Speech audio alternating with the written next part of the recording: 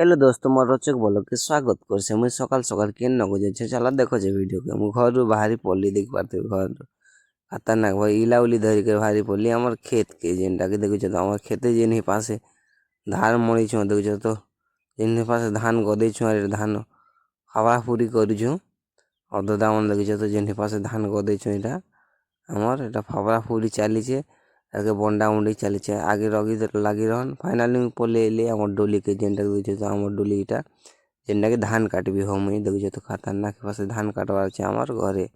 आज वीडियो को लाइक करो शेयर करो। फाइनली देखि पारते हमर माँ और बाबा इटा हमर नानी पिला धान मन काटू छ देखो तो फाइनली देखि पारते हमर धान कटा भी स्टार्ट आरंभ हो गला भाई काटी सालन देखि पारते एने पासे खरा करछे और घर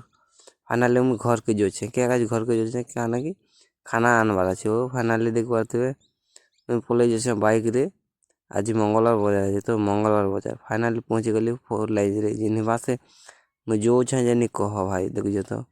और भाभी जिन पासे पीटू जे फाइनली मैं पहुंच गली मार्केट के क्या काज मार्केट आइसे तो सुटर गुडी किन बारती से हमर देखो तो बाजार एंता अच्छे टमाटर 45 60 टका किलो और जिन पासे सब्जी मन के गाड़ी किनी पका लिया भागे एली घर के वीडियो को भल लगले सब्सक्राइब कर लाइक कर शेयर।